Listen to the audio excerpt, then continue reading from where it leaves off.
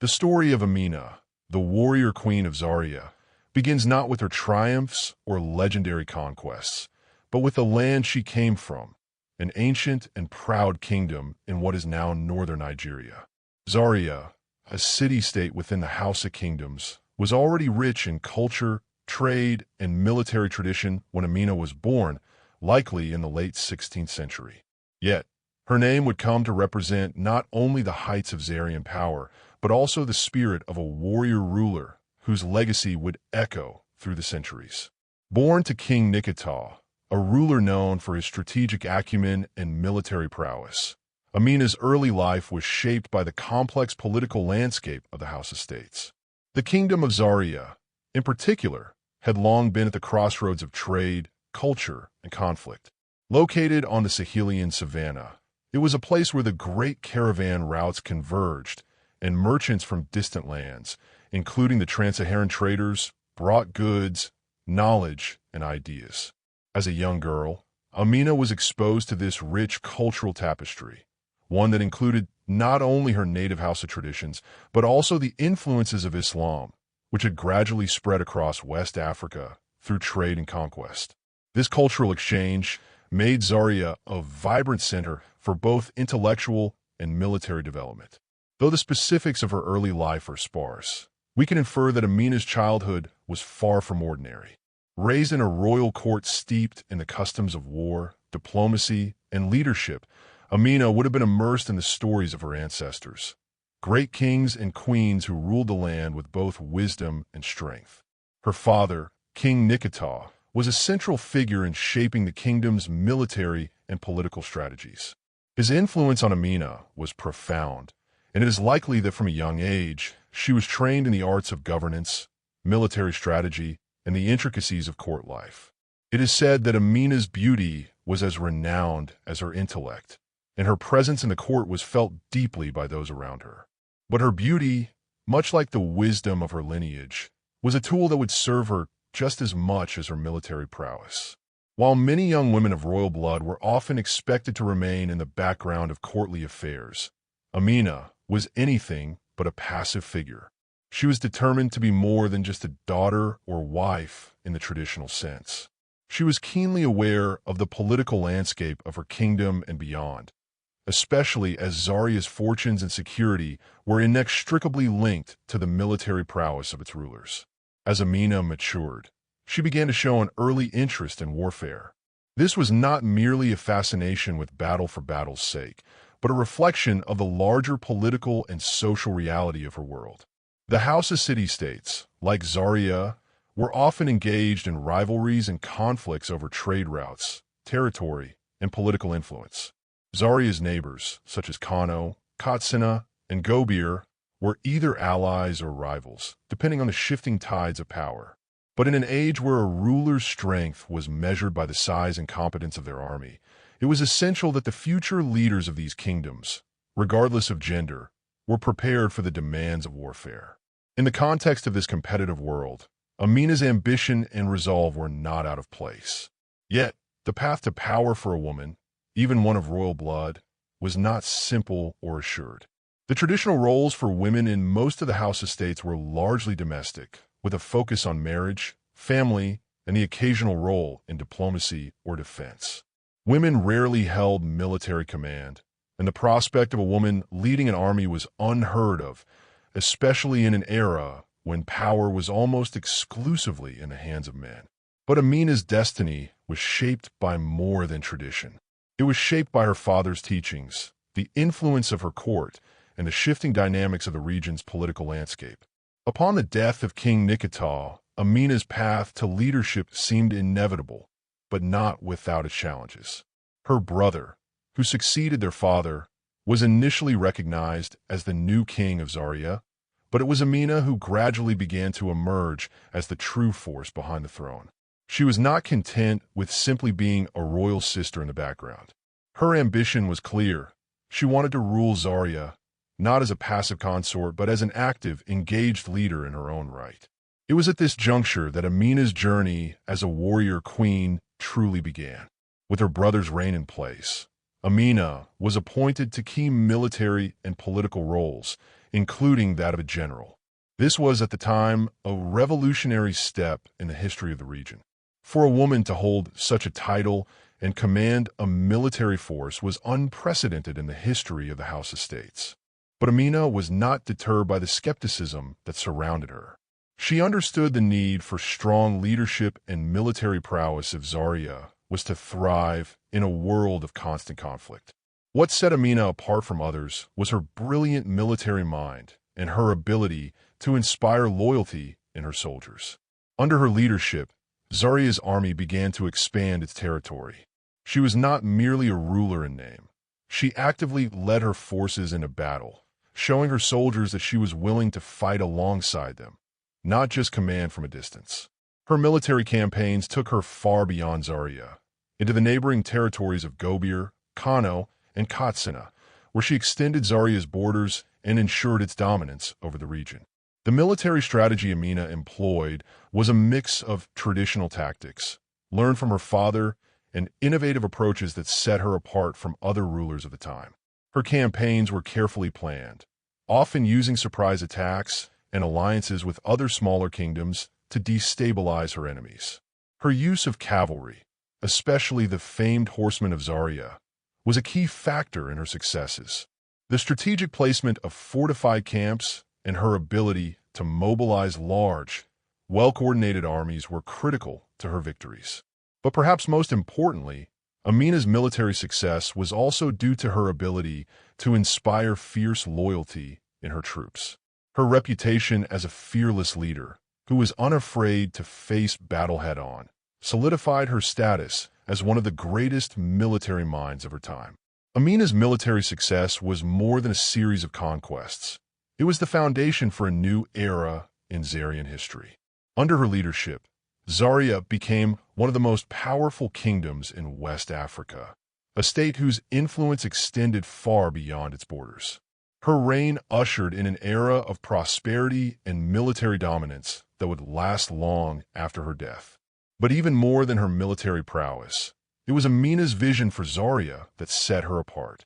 She recognized the importance of unity among the Hausa city-states and worked tirelessly to ensure that Zaria was not only a military powerhouse, but also a center of culture and commerce.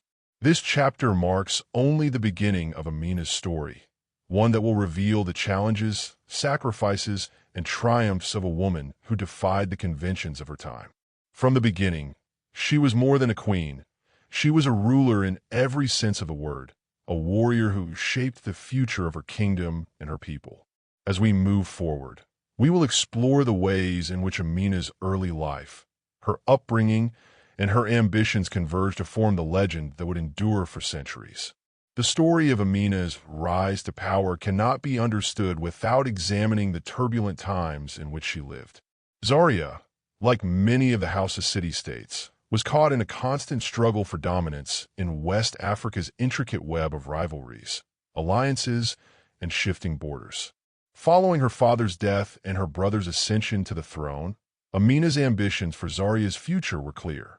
She saw not only the need to defend her kingdom, but also to expand its reach and influence beyond its borders. However, the challenge was not merely external. It was just as much about navigating the intricate political landscape within her own court, where rivalries and rival factions could undermine her every move. Zaria, though a prosperous and powerful state, faced numerous threats. The kingdom's neighbors were often in a delicate balance of peace and hostility. Gobir, a powerful state to the west of Zaria, was a frequent rival, while Kano to the north and Katsina to the northeast were both allies and potential adversaries at different times. The shifting allegiances and territorial ambitions of these neighboring states meant that Zaria's survival was always in question. Despite being a strategic hub in the trans-Saharan trade routes, the kingdom was vulnerable to attacks from other powerful entities in the region. This made Amina's vision for her kingdom not just about defending it, but about ensuring it thrived in an era when power was measured in the control of trade, resources, and military strength. From an early age, Amina was acutely aware of the precariousness of Zaria's position. Her upbringing in a royal court steeped in the art of governance and warfare ensured that she understood the delicate balance of diplomacy and force. Yet, she also recognized the necessity of strength, both military and political, to secure her people's future. This understanding formed the core of her identity and, ultimately, her strategy as she began to assert herself as a leader in her own right. While her brother sat on the throne as king, it was clear that he lacked the military acumen and the vision required to lead Zaria through the challenges ahead.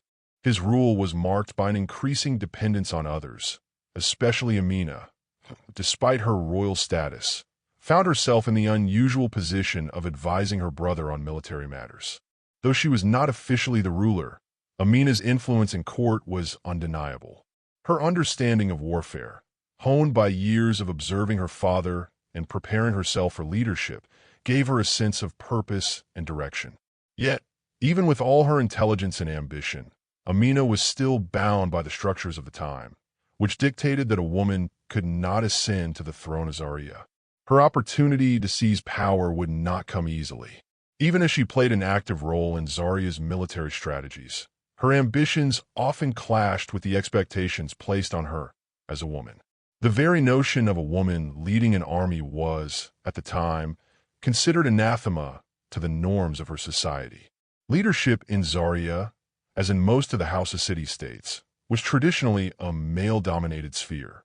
Women had roles within the court, primarily in matters of diplomacy, marriage alliances, and domestic management.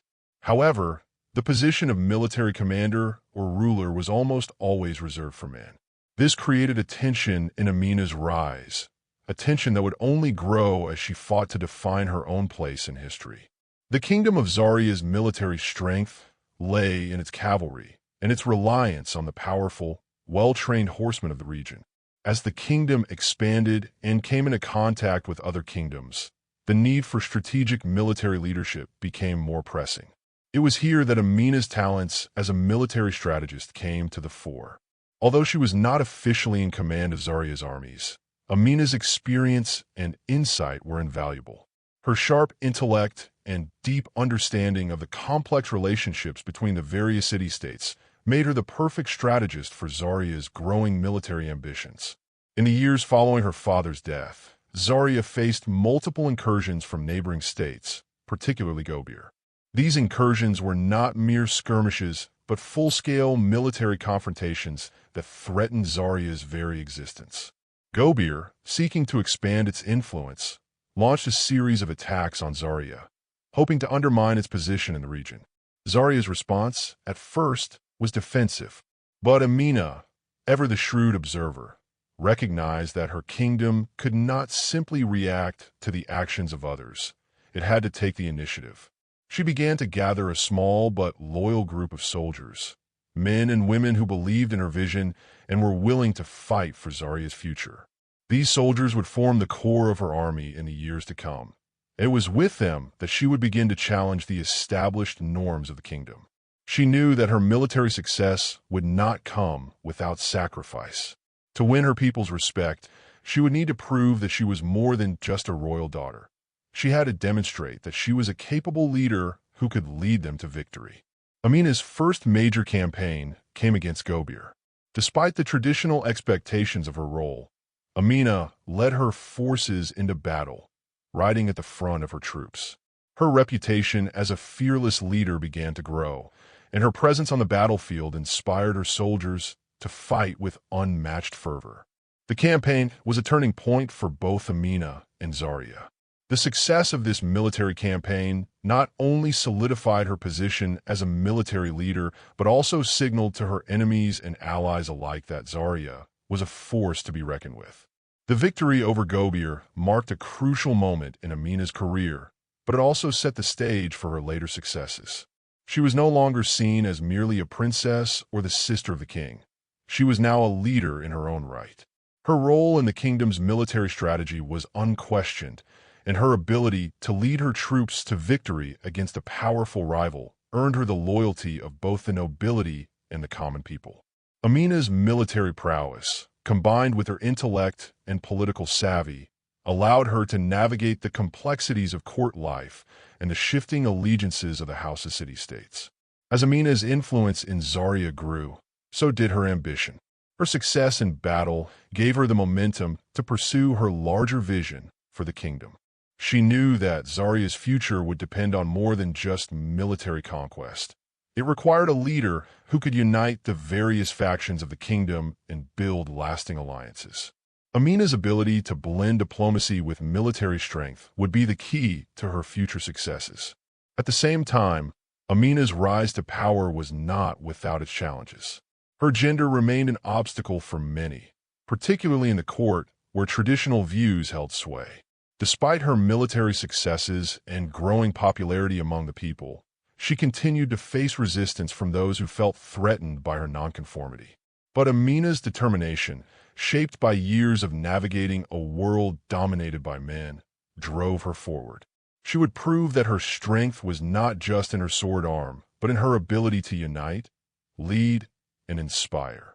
As her influence spread, so did her vision for united Hausa realm, one where Zaria would not only be the dominant military power, but also a center of culture and commerce in West Africa. This vision would become a reality in the years to come, as Amina's military conquests paved the way for a golden age in Zaria's history. But before she could achieve that legacy, she would first have to overcome the internal and external obstacles that lay ahead, obstacles that would require all of her strength, wisdom, and courage. Amina's journey had already begun to transform the military landscape of Zaria, but her true test was just ahead. Following her early successes, both in unifying her forces and winning crucial battles, the young queen's reputation spread throughout the region. Yet, as her power and influence grew, so did the resistance to her rule. The politics of the Hausa city-states were always in flux, with old alliances and rivalries constantly shifting. For Amina, this meant that even though she had secured some initial victories, her reign was far from guaranteed. The internal struggles within her own court were perhaps the most formidable obstacles Amina faced. While many recognized her military prowess and leadership, not all were ready to accept a woman as their ruler, especially one who was not content to merely serve as a figurehead. The traditions of the time were clear. Women were not meant to lead armies or govern kingdoms. Their roles were largely confined to the domestic sphere, their powers circumscribed by the decisions and actions of their male counterparts. This traditional view of women in power clashed with Amina's vision of leadership, one that placed her at the helm of both the military and political spheres.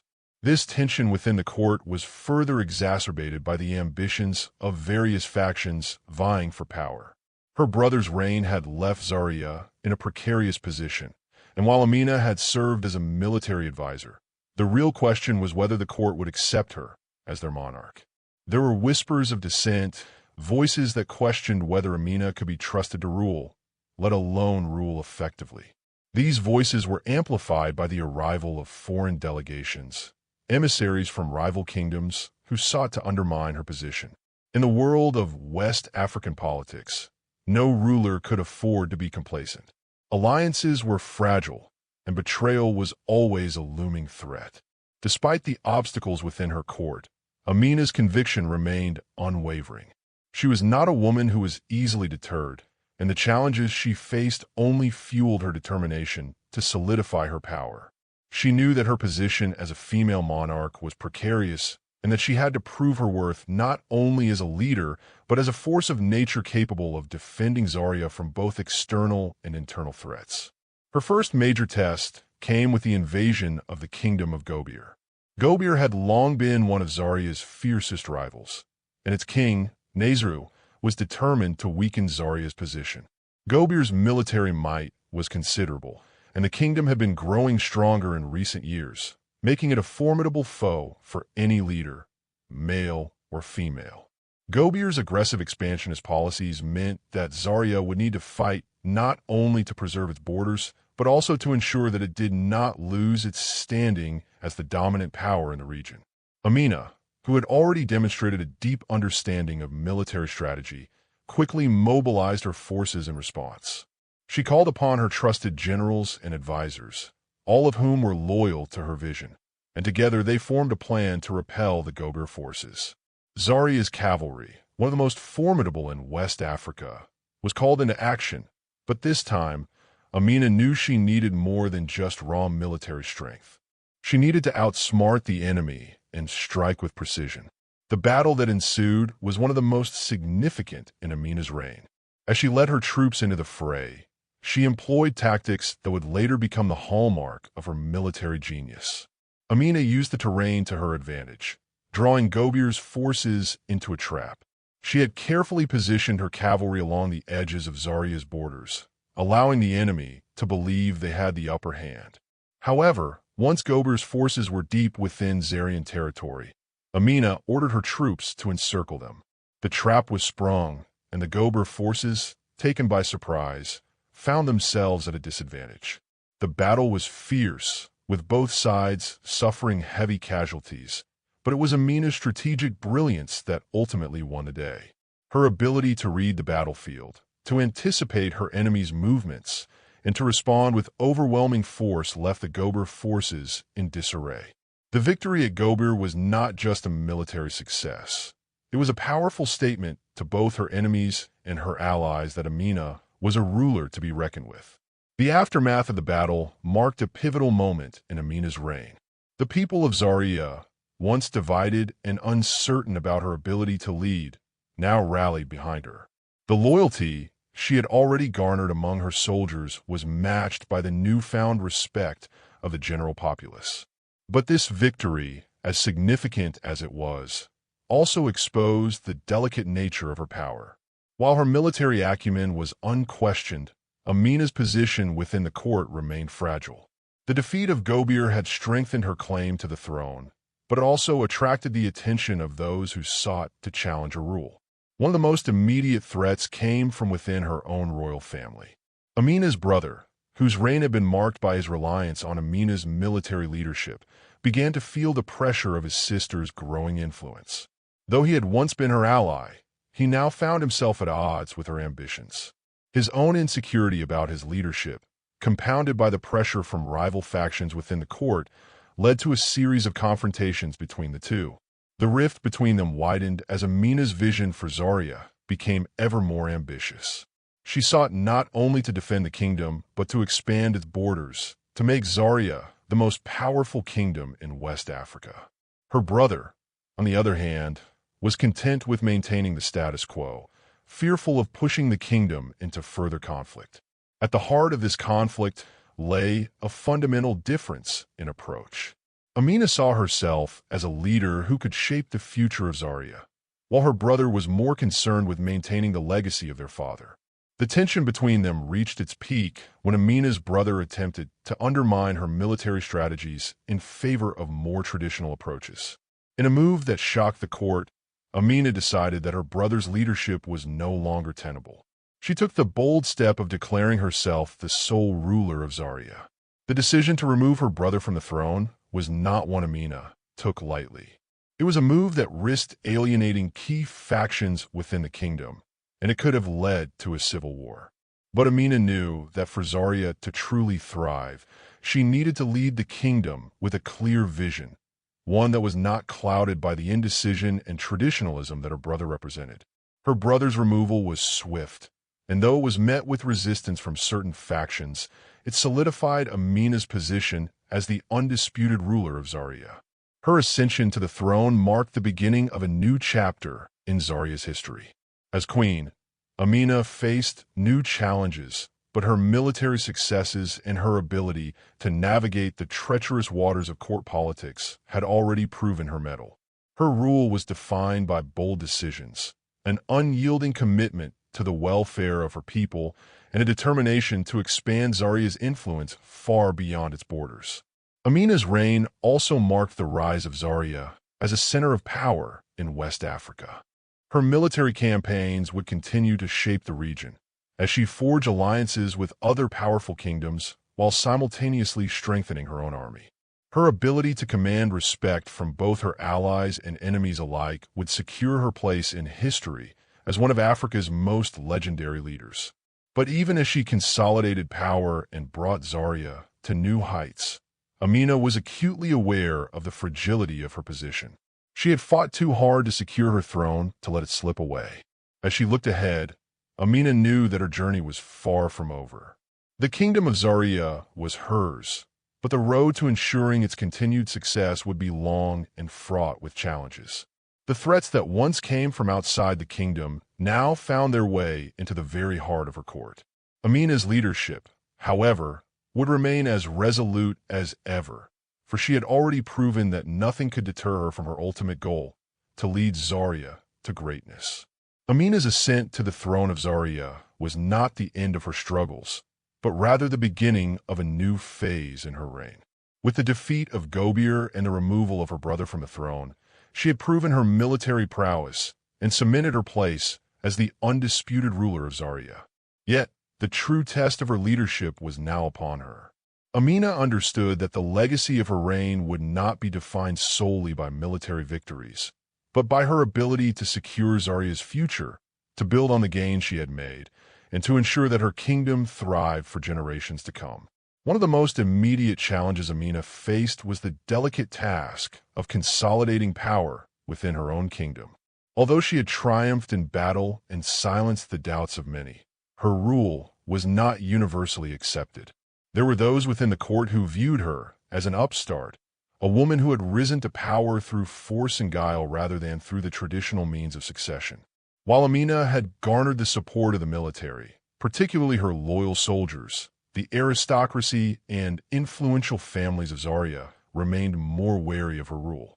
To ensure stability, Amina understood that she had to strengthen her position not only through military might, but also through political strategy. She set about reforming the court, centralizing power in her hands, while simultaneously ensuring that she had the support of the powerful factions within Zaria. One of her most crucial strategies was the formation of alliances with influential noble families. By marrying into these families, Amina was able to secure their loyalty, bringing them into her fold and, in many cases, silencing potential rivals who might have otherwise sought to challenge her. Her marriage alliances were not merely ceremonial. They were shrewd political moves designed to cement her authority and create a network of allies who could help maintain her power in the face of opposition. Amina was acutely aware that her position as a female monarch would always be questioned. Her rule challenged the traditional gender roles that defined the society of her time.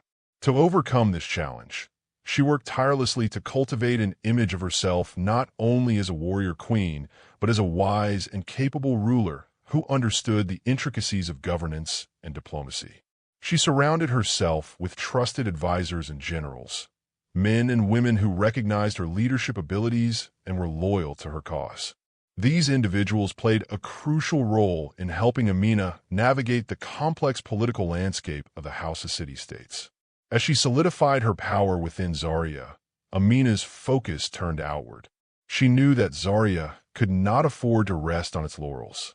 The kingdom had grown powerful, but there were still many threats on the horizon. Amina's vision for Zaria was one of expansion and dominance. She sought to transform her kingdom into a regional superpower, one that could command respect and influence not only among the Hausa states, but across West Africa. The first step in realizing this vision was to secure Zaria's borders. The kingdom's northern and southern frontiers were vulnerable to invasion from rival states, particularly from the kingdom of Kano to the northeast and the rising power of Sokoto to the west. Amina understood that her military would have to be as strong as it had ever been if Zaria was to protect itself from external threats, while also maintaining the stability within her borders. Amina's military campaigns during this period were marked by their strategic brilliance and boldness. She expanded Zaria's territories, securing lands that would become vital to the kingdom's future. Her forces, bolstered by the strength of Zaria's cavalry, moved swiftly and decisively against their enemies. One of her most significant military campaigns was aimed at the kingdom of Kano, which had long been a rival of Zaria. In a series of lightning strikes, Amina's forces captured several key cities and fortified them, ensuring that Zaria would have a strong defensive position should the need arise for future conflict. But Amina's military brilliance was not just about waging war. It was about knowing when to wage peace. She understood that conflict was not always the best solution, and in many cases, negotiation and diplomacy could achieve what armies could not. With this in mind, she forged alliances with smaller kingdoms and city-states, using marriage, trade agreements, and mutual defense pacts to strengthen Zaria's position. These alliances not only provided military support when necessary, but also facilitated the growth of Zaria's economy and cultural exchange with neighboring regions. One of the most important of these alliances was with the Kingdom of Katsina, a neighboring state that had once been a rival to Zaria. Through a combination of military pressure and diplomatic maneuvering, Amina was able to secure a lasting peace with Katsina, transforming the once hostile kingdom into a loyal ally.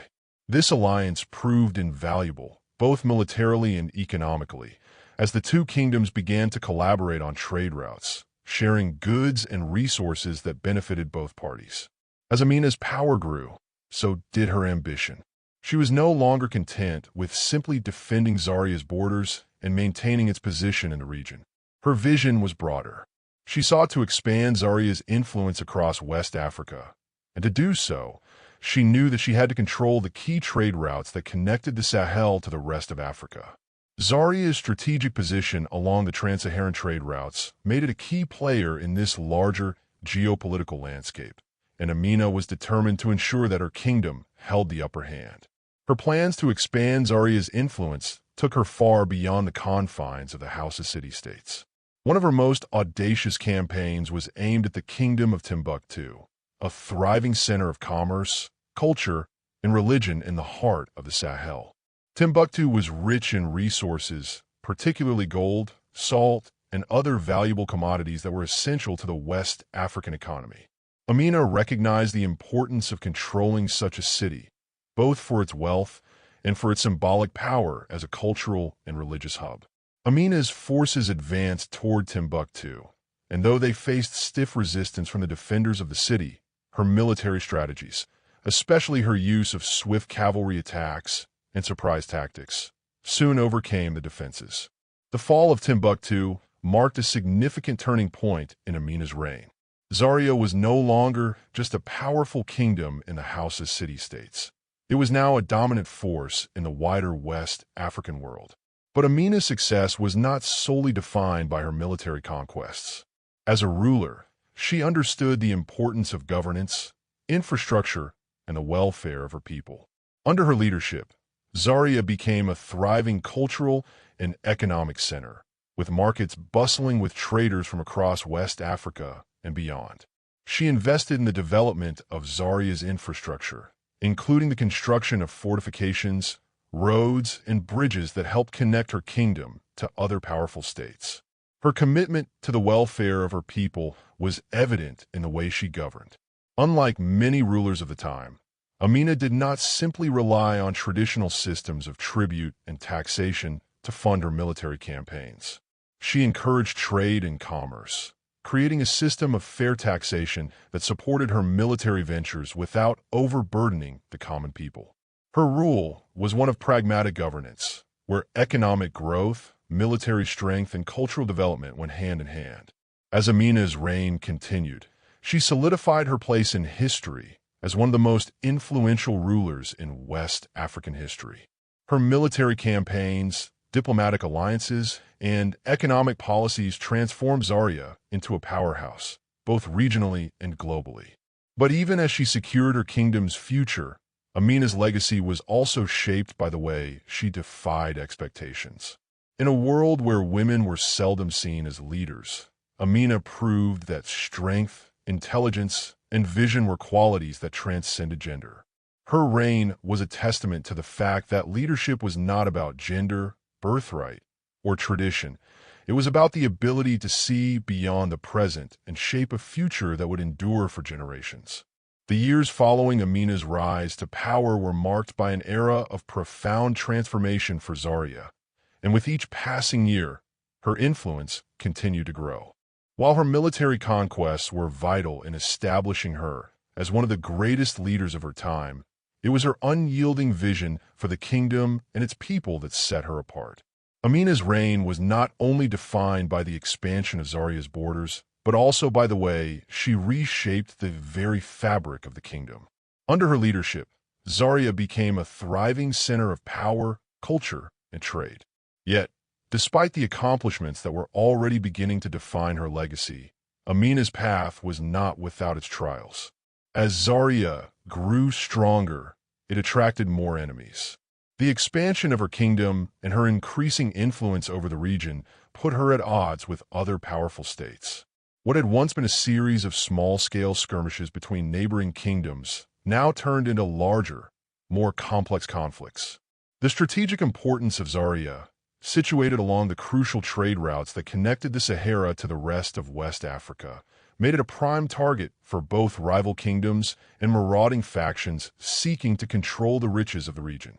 Amina understood that her ability to maintain peace and stability in her kingdom would depend not only on her military strength, but also on her capacity to navigate the shifting alliances and power structures of the surrounding states.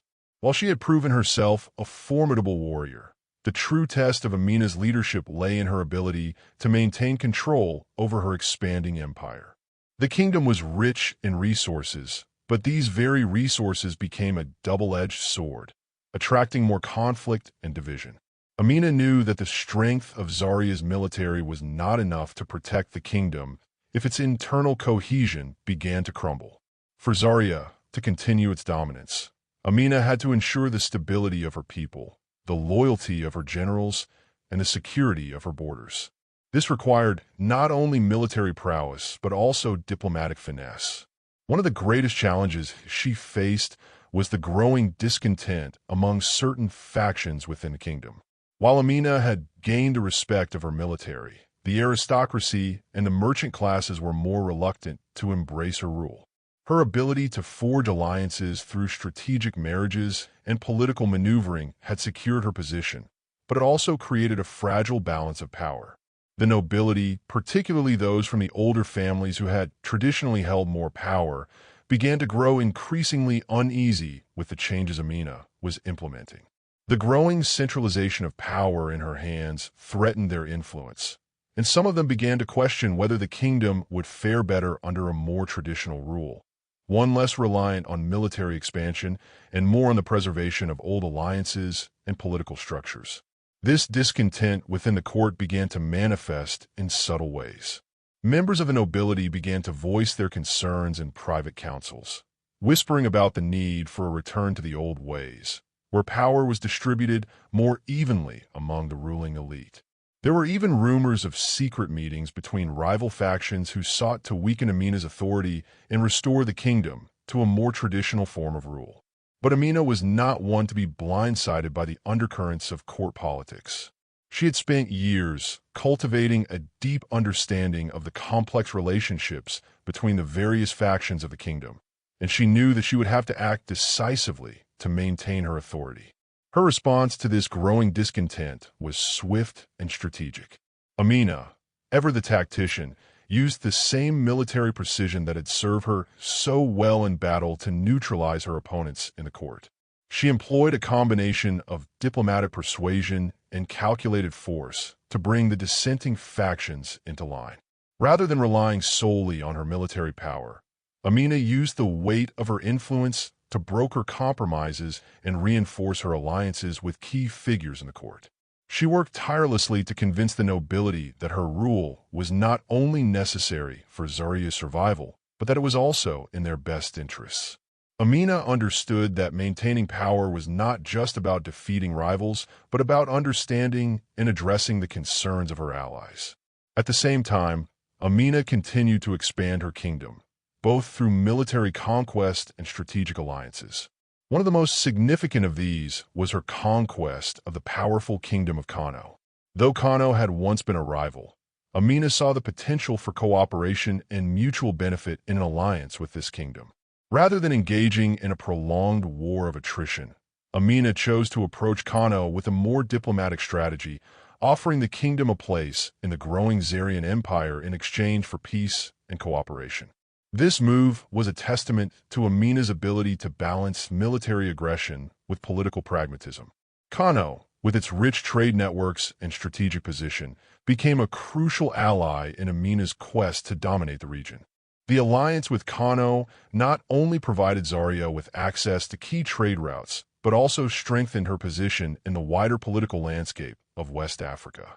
But while the alliance with Kano was a major success, it also served to highlight the increasing importance of diplomacy in Amina's rule. With her kingdom expanding at such a rapid pace, Amina recognized that military conquest alone could not sustain her reign. Diplomacy, trade, and cultural exchange were just as critical to Zaria's continued prosperity.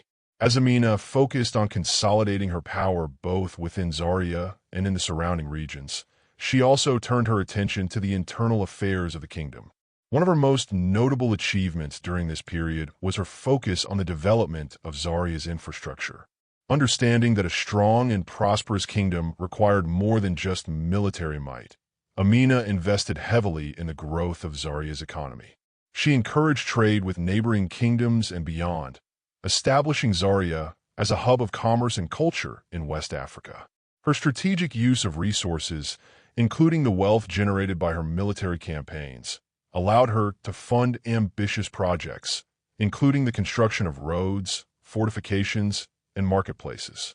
Amina's investment in infrastructure also extended to the development of Zaria's military capabilities. She understood that a strong, well-equipped army was essential to maintaining control over her growing empire. During this time, she oversaw the expansion of Zaria's military forces, ensuring that her army was not only large, but also well-trained and well-equipped. She recognized the importance of technology and innovation in warfare, and under her leadership, Zaria developed a reputation for having one of the most advanced and formidable armies in West Africa. Yet, even as Amina's kingdom grew in strength, her rule was not without its challenges.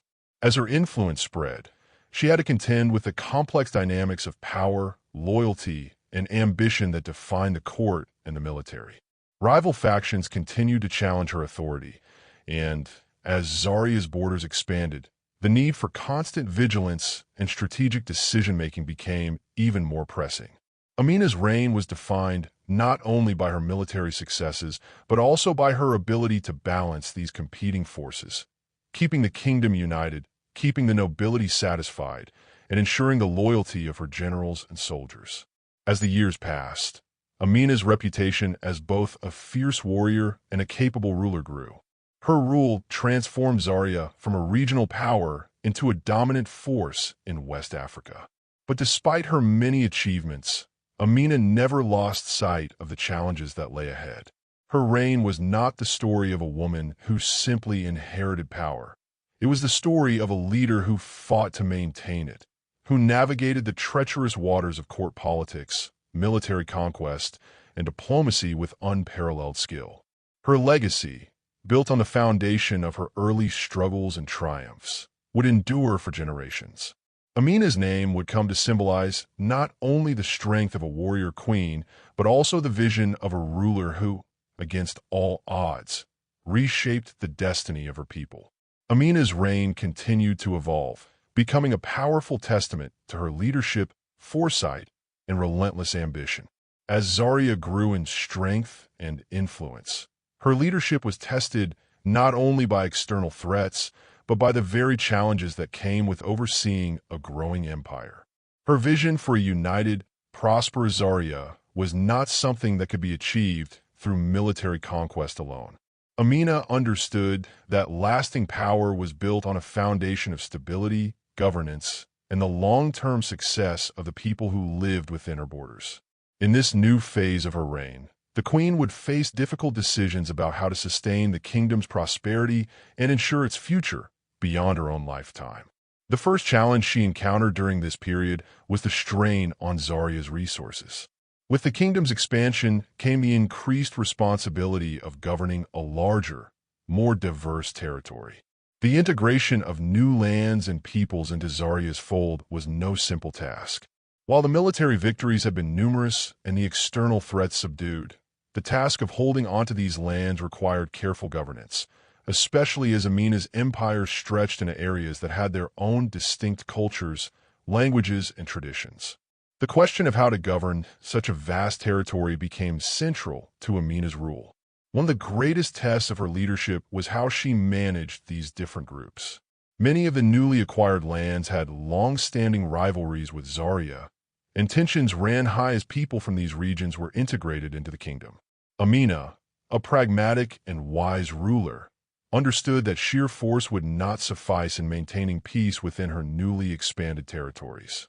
While her army had crushed those who sought to challenge her directly, Amina knew that an empire could not be held together through military might alone. Instead, she used diplomacy and cultural integration to foster a sense of unity. She promoted trade, shared cultural practices, and encouraged intermarriage between the different groups. She created a system where local leaders from the conquered territories were incorporated into the governance of Zaria, ensuring that their voices were heard while simultaneously strengthening her own control over the land. This system allowed Zaria to retain its military dominance without alienating the very people who helped it grow. As Amina sought to solidify her rule, she was also faced with the delicate balancing act of dealing with the external powers that eyed her kingdom with both admiration and envy. The surrounding kingdoms, now well aware of the power and influence of Zaria, continued to maneuver for dominance in the region. In particular, the rising kingdom of Sokoto, to the west of Zaria, posed a serious threat. With its own military strength and expanding territories, Sokoto represented a challenge to Amina's long-term ambitions. The leaders of Sokoto, seeing the power of Zaria, sought both diplomatic alliances and, at times, direct conflict with the kingdom. Amina knew that Sokoto's ambitions would need to be carefully managed. Rather than launching a full-scale military engagement with Sokoto, Amina took a more strategic approach, one that combined diplomacy with strength. She reached out to Sokoto's leaders, offering peace and trade agreements, but she also made it clear that Zaria would not back down from a fight if necessary. Her ability to balance diplomacy with a show of strength sent a message to Sokoto that Zaria would not be easily undermined. She forged alliances with other neighboring states that shared similar interests, positioning Zaria as a key player in the political and economic landscape of West Africa. Amina's diplomacy was not one of submission, but of strength, a careful balance of power that made her a respected and formidable force in the region. Internally, Amina's kingdom was thriving in many ways, but with the expansion came greater responsibility for governance. Zaria had become a bustling hub of trade, culture, and commerce. Its marketplaces were filled with goods from all over the region, from textiles and metals to foodstuffs and fine arts. Under Amina's reign, the economy flourished, and her kingdom became one of the most important centers of commerce in West Africa. However, economic prosperity often brings its own set of challenges. The influx of wealth in Zaria led to increased competition for resources and power among the elite.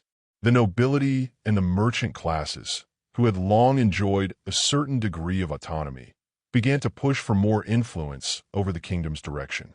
This rising tension between the elite and Amina's central authority would become one of the most complicated challenges she faced. Amina's approach to this challenge was both bold and pragmatic. She reinforced her control over the kingdom's resources by implementing new systems of taxation and trade regulation, ensuring that the wealth generated from Zaria's booming economy benefited not just the elites, but the kingdom as a whole. She also took steps to curb corruption, instituting reforms within the royal administration to ensure that power remained firmly in her hands. These measures, while necessary for the stability of her kingdom, often met with resistance from those who stood to lose influence under the new system. Some factions in the court, both military and civil, began to feel their positions threatened by Amina's centralization of power. The challenge was clear. Amina's control of the economy, the military, and the court had made her an unchallenged ruler, but it had also alienated some of the very people who had helped her rise to power. To address this, Amina resorted to the same political acumen that had made her a successful leader in the first place. She was not above making concessions when necessary, particularly when it came to ensuring the loyalty of her generals and key members of the court. She continued to rely on a network of alliances, some formal and some informal, to maintain control over her kingdom. Yet, she never let go of the central vision she had for Zaria. She understood that the prosperity of her people, the stability of her kingdom, and the legacy she hoped to leave would require constant vigilance, a combination of strength, diplomacy, and pragmatism.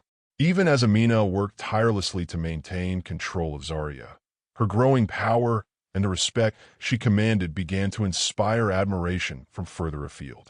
The kingdoms of the Sahel, the western Sudanese states, and beyond all began to take notice of the queen who had risen from the ashes of adversity to become one of the most powerful figures in the history of West Africa.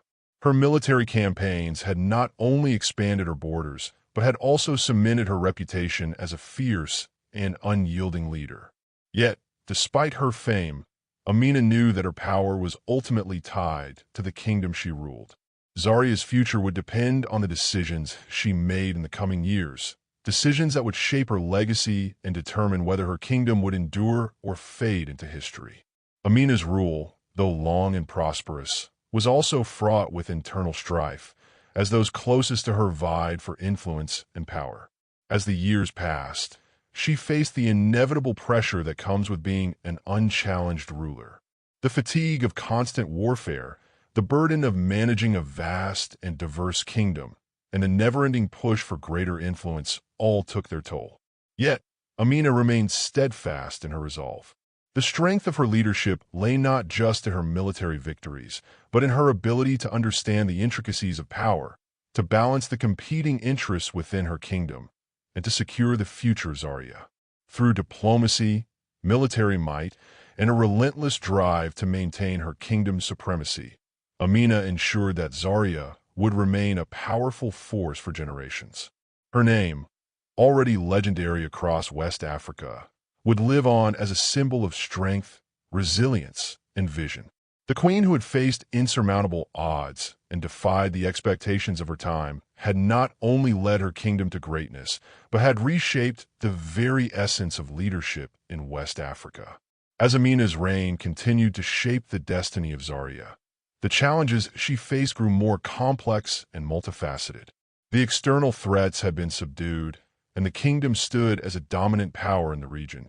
Yet the true test of her leadership was not simply about defeating enemies. It was about ensuring that Zaria would flourish for generations to come. The responsibility of leadership had always weighed heavily on her, but the growing complexity of her rule demanded that she balance military might with the intricacies of governance. This period of her reign marked a phase where Amina not only sought to expand Zaria's influence, but to secure the prosperity and stability of her people. Her leadership would be tested by forces both internal and external, as her empire grew more vulnerable to the changing political and economic tides of the region. Internally, Amina faced the persistent challenge of maintaining unity within the kingdom. Zaria, once a relatively small state, had now grown into a sprawling empire, encompassing various regions, cultures, and peoples. While her military prowess had expanded Zaria's borders, the very success of these conquests now presented a new dilemma: how to govern such a vast and diverse kingdom. The unity of the empire depended not only on the military strength that had brought these regions together, but on the delicate balance of governance and diplomacy. Amina was acutely aware that if she failed to integrate her newly acquired territories, the kingdom could quickly fracture. The land she had won in battle, from the forests of the south to the desert edges of the north, were home to distinct peoples, each with its own customs, languages, and traditions. While many had pledged allegiance to Zaria out of fear or respect, Amina understood that true loyalty was not something that could be won on the battlefield alone. It had to be earned through governance, fairness, and respect for the cultures and traditions of the people she ruled. To unify the various groups within her kingdom, Amina sought to forge a political system that allowed for local autonomy while ensuring centralized control. She implemented policies that encouraged the integration of local leaders into the ruling apparatus of Zaria. allowing them to retain power in their own regions while answering to the central authority. This decentralized system not only helped ease tensions between the diverse populations, but also allowed for more efficient governance. Amina's strategy was rooted in pragmatism. She knew that imposing uniformity on a kingdom of such diversity would lead to rebellion and instability. Instead, she fostered a sense of shared identity through trade, cultural exchanges, and religious tolerance. By encouraging local leaders to work alongside her administrators, Amina ensured that Zaria could thrive as both a military powerhouse and a cultural melting pot, where different peoples could coexist under her rule. Externally, Amina's greatest challenge was the shifting alliances between the neighboring kingdoms. While her military campaigns had established Zaria as a dominant force in West Africa, this dominance also made her a target for rival states looking to expand their own power. The kingdoms to the west and north, such as Sokoto and Kano, were growing in strength and influence. Amina, always astute in her understanding of geopolitics, knew that she could not afford to simply rely on her military victories. Diplomacy would be just as crucial to her survival. Her reign had witnessed the ebb and flow of alliances, and Amina skillfully navigated this complex web of politics. She knew when to make concessions and when to stand firm, always keeping the interests of Zaria at the forefront of her decision-making. One of her most significant diplomatic challenges during this time was her relationship with the Kingdom of Sokoto. Sokoto, a growing power to the west of Zaria, had long been a rival, but Amina recognized that both kingdoms shared common interests in maintaining control over the trade routes that passed through the region. Rather than engaging in open conflict, Amina sought to negotiate a series of treaties with Sokoto, promising peace and mutual cooperation. In exchange for Sokoto's peaceful coexistence with Zaria, Amina offered trade privileges, access to Zaria's resources, and military support should the need arise. Her ability to balance diplomacy with military strength ensured that Zaria remained secure, even as rival kingdoms sought to undermine her. At the same time, Amina's political acumen extended beyond her interactions with other kingdoms. Within her own court, she continued to consolidate her power, navigating the delicate balance between the military, the aristocracy, and the merchant classes. Her kingdom's growing prosperity had attracted powerful elites, each seeking greater influence and control over the kingdom's wealth. These elites, while initially supportive of Amina's rule, began to push for more power as they saw the wealth flowing into Zaria from her successful military campaigns. Amina, however, was not a queen who would allow her power to be diluted by the ambitions of the rich and powerful. She maintained a firm grip on the reins of power, using both diplomacy and strategic force to keep her nobles in check. She ensured that no one faction gained too much control over the kingdom, preserving the balance that allowed her to rule unchallenged. Despite the complexities of ruling a kingdom as vast and diverse as Zaria, Amina remained committed to ensuring the welfare of her people. She was keenly aware that her rule would ultimately be judged by the prosperity of her kingdom and the well-being of its people. Her reign was marked by significant advancements in infrastructure, trade, and cultural development. Under her leadership, Zaria became a hub of commerce and culture, attracting traders, scholars, and artisans from across West Africa and beyond. The markets of Zaria flourished, filled with goods from the farthest corners of the Sahel and beyond. Gold, ivory, textiles, and other precious commodities flowed through the kingdom, making it one of the wealthiest and most influential states in West Africa. Amina also understood the importance of education and culture in maintaining the strength of her kingdom. She patronized the arts, supporting local artists and craftsmen who contributed to the vibrant cultural life of Zaria. The kingdom became known not only for its military might, but also for its achievements in art, architecture, and scholarship. Zaria's schools and libraries became centers of learning, attracting scholars from all over the region. Amina saw education as a key component of her kingdom's future prosperity. By ensuring that the next generation was well-educated and capable of contributing to the growth of the kingdom, she was securing the long-term stability of her rule. as her reign progressed. Amina also turned her attention to strengthening Zaria's military, recognizing that in a region as politically volatile as West Africa, a powerful army was the foundation upon which her kingdom's power rested. She continued to invest in her forces, ensuring that they were well-trained, well-equipped, and capable of responding to any threat. Her forces, which had once been feared for their ferocity on the battlefield, now became known for their discipline and strategic brilliance. Amina's military reforms ensured that Zaria would remain a dominant power in the region, capable of defending its borders and extending its influence when necessary. However, as Amina's rule continued, she faced new personal challenges that threatened to undermine her legacy. The pressures of leadership, the constant demands of warfare, and the intricate politics of the court began to take their toll. Amina, who had spent her life at the forefront of battles and political struggles, found herself increasingly isolated. Her dedication to her kingdom, while admired by many, also created tensions within her own family and court. The sacrifices she had made for Zaria, the relentless pursuit of power, and the unyielding determination to secure her kingdom's future left little room for personal relationships. Her alliances were forged through necessity, not affection, and many in her court began to question whether her singular focus on the kingdom had come at too great a cost. Despite these personal challenges, Amina remained resolute. Her love for Zaria was unparalleled, and her determination to ensure its continued prosperity was unwavering. She understood that the true measure of her rule would not be defined by her personal happiness or the fleeting approval of her court, but by the lasting legacy she would leave for the people of Zaria. As she faced the challenges of governance, diplomacy, and personal sacrifice, Amina's resolve only grew stronger. Her reign, marked by both triumphs and trials, was shaping Zaria into an empire that would endure long after her time. As the years wore on, Amina's reign continued to grow in strength, but it was also marked by increasing complexity. Having established herself as a powerful and respected ruler, the challenges of maintaining that power were no longer confined to the battlefield.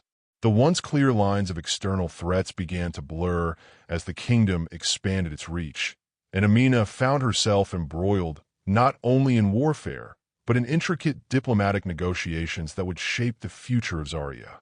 While the military campaigns that had defined her earlier years had solidified her power, it was her leadership and political strategies in this new phase of her reign that would determine the lasting legacy of her rule.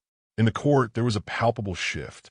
The once unified support for Amina was now beginning to fracture. Her increasing centralization of power, necessary to maintain the vast territory Zaria had acquired, led to tensions among the elite. The nobles, once content with the distribution of power, now found themselves at odds with the queen's vision. They were accustomed to holding a great deal of influence over the kingdom's affairs, but Amina's reforms had made it clear that she would no longer tolerate any opposition to her authority. The balance of power within Zaria was delicate, and as the nobility began to grumble against the queen's autocratic style of governance, the unity that had allowed her to ascend to the throne began to erode. At the heart of this discontent was a growing sentiment among the noble families that they should have more control over the kingdom's affairs. The wealth and prosperity that flowed into Zaria from the conquest of new lands had enriched the aristocracy, and with this wealth came a desire for greater political influence. But Amina had no intention of relinquishing control. While her leadership had brought the kingdom to unparalleled heights, she understood that it was just as crucial to manage the complex relationships between the various factions in Zaria. She knew that if she allowed the aristocracy to gain too much power, they could undermine everything she had worked to build. Amina's commitment to her vision of a centralized, unified Zaria was unwavering, and she relied on her political acumen to navigate the growing tension between her and the nobility. To maintain her control, Amina was forced to take decisive action. The court was rife with whispers of rebellion and dissent, as the nobles sought to undermine her authority through subtle maneuvering and alliances of their own. However, Amina was no stranger to political intrigue. She had faced similar challenges before, and her experience allowed her to respond swiftly. She began to implement stricter controls over the noble families, placing her trusted advisors and loyal generals in key positions of power throughout the kingdom. In doing so, she ensured that the loyalty of her court remained firmly in her grasp. The nobles who had once felt secure in their influence found themselves sidelined, their ambitions crushed by Amina's strategic placements. While this move did not come without its cost, many of her former allies now saw her as a tyrant. It was a necessary step to preserve the kingdom's unity and prevent internal division from threatening her reign. At the same time, Amina turned her attention to the broader challenges of ruling a kingdom that had expanded so rapidly. The sheer size of Zaria now presented new logistical and administrative difficulties. Managing such a vast territory required not only military strength, but a well-organized bureaucracy. In response, Amina instituted a series of reforms aimed at improving the efficiency of her government. She developed a network of governors who were responsible for overseeing the various provinces, ensuring that taxes were collected fairly and that her command were carried out without question. She also improved the communication networks across the kingdom, making it easier to send messages between the central administration and the distant provinces. By streamlining the kingdom's bureaucratic structures, Amina was able to maintain control over her vast empire without the risk of being overwhelmed by its size. As her political control became more secure, Amina turned her focus to securing the future of her kingdom. She was acutely aware that her military conquests had brought Zaria great wealth and power, but she also recognized that her empire's long-term success would depend on its ability to adapt to changing circumstances. The economy of Zaria had flourished under her leadership, but there were signs that the wealth generated by conquest and trade could not be relied upon forever. The land she had conquered, while rich in resources, were also costly to maintain. As the kingdom expanded, the logistical challenges of supporting a growing military and ensuring the welfare of the people became more daunting. The constant demands of war had strained Zaria's resources, and Amina understood that she needed to find ways to ensure the kingdom's prosperity without relying solely on military expansion. One of the key solutions Amina sought was the diversification of Zaria's economy. While the kingdom had long relied on its wealth from conquest and trade, she began to encourage agricultural development. Zaria had fertile lands, especially in the southern regions, and Amina saw the potential for agricultural production to become the backbone of the economy. By promoting large-scale farming and establishing irrigation systems, she hoped to reduce the kingdom's dependence on trade and military plunder.